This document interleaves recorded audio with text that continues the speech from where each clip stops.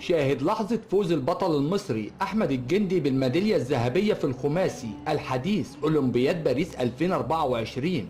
ظهر علم مصر خفاقا عاليا خلال إعلان تتويج البطل الأولمبي أحمد الجندي بالميدالية الذهبية لمنافسات الخماسي الحديث في أولمبياد باريس 2024، حيث ظهر العلم المصري في القمة. وحصل أحمد الجندي لاعب منتخب مصر على ذهبية الخماسي الحديث في أولمبياد باريس 2024.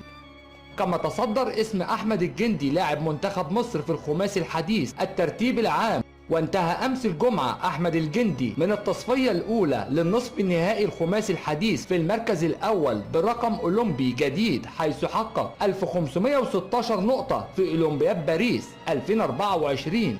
ويشارك منتخب مصر في منافسات نصف النهائي الخماسي الحديث بلاعبتين، وهما سلمى عبد المقصود وملك إسماعيل. أعزائي المتابعين، إذا كنتم من محبين البطل أحمد الجندي اضغطوا لايك حتى نعلم كم عدد محبيه.